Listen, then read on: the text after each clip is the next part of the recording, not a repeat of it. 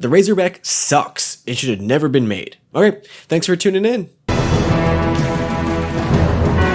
No, I'm just kidding. In fact, I think the Razorback is pretty cool. As a concept, it's an interesting answer from 343 about how you make unarmed vehicles a viable part of the vehicle sandbox. I guess that's if you were someone who thought they weren't a viable part of the sandbox in the first place. I'm the Home Slice, Ascend Hype. And in today's video, I want to put the Razorback under the microscope, because despite the best intentions by 343 to reinvent the transport vehicle class a little, they may have accidentally unveiled the issue with these vehicles was never the vehicles themselves, and more so it was the games they exist in. Like always, you want to make sure you stick around for my viewer question at the end, and if you haven't subscribed, now's a good time to do so. Let's get started.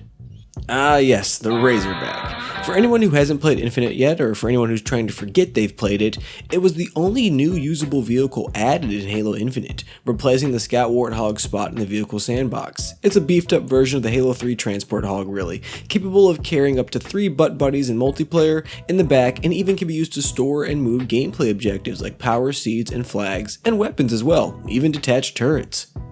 And if you're wondering why I bothered to rehash all that info out, it's because we need those features fresh in our minds for the discussion. The unarmed vehicle class, which includes the Mongoose, Scout Hog, and the Prowler because no one ever gets in the f***ing turret, is notoriously one of the least iterated in Halo's nearly 20-year history. I don't think that's because of design laziness, it's just because the design does not lend itself to iteration. Get in, drive, maybe tag a teammate along, get insta-killed by a Splazer, stamped, sealed, good gameplay. And in all honesty, I do think that without the fact that these scout vehicles play major parts in many of Halo's most popular custom games, they would have been cut a long time ago. But 343 surprised me a little in Halo Infinite with the Razorback. The reason being that they identify that virtually the only function scout vehicles have in matchmaking gameplay is to potentially help capture objectives. The Razorback is nearly entirely objective focused, not just for the literal ability that it lets you carry objectives on the vehicles, but for how it can withstand the massive beating vehicles get when they run into enemy bases, and for how it allows you to bring 4 morons, self included, to an objective grab attempt, because throwing extra bodies at the flag does increase your chance of at least getting one guy to grab it. The iterations are simple yet effective changes that I honestly think were the best ways the Scout Warthog could have been evolved, and I give Halo Infinite credit once again for evolving the sandbox element here. Unfortunately, that doesn't matter, because the issue with Scout vehicles now I see is the gameplay sandbox, not the vehicles. For all the little tricks the Razorback can do, it's all limited by one fact. Those functions depend on player interaction, and those players get no special treatment while in the Razorback. They're virtually fully exposed, easy multi-kills for any opponent with a sidekick, let alone anything else. So what does it matter if I have 3 guys trying to nab power seeds? They're just gonna get nade spammed to death on the ground. Why do I bother putting a turret on the back to grab on a base raid when my passenger gets sniped the moment I come to the enemy base? And it's pointless for me to try to slap the flag on the back when my flag carrier can't perfectly position himself at the rear to hold X to place flag before he gets picked off by everybody who spawned there. The long and short of it is, the Razorback is great when isolated in its operation, but if it has to be operated in a fully functioning and living BTB environment, that operation isn't as smooth or consistent. Not to mention that BTB is also heavily driven by its map design, and in Halo Infinite, the BTB maps have very different intentions. Fragmentation, in my mind, being the only real BTB map that's focused on letting vehicles have their play and say, where the other ones are far more tight and constricted. Verticality makes a major play in this as well, because you can't really fight upward in the Razorback, as where people can rain fire down on you, which is bad if you're sitting in the back seat, the passenger seat, or the driver's seat. As if you're sitting in any seat, it's bad for you.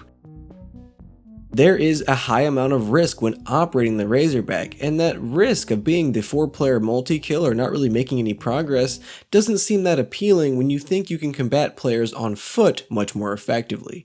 And this goes beyond the Razorback, as BTB has struggled in recent years a lot with the player versus vehicle, player versus player dynamic BTB enacts.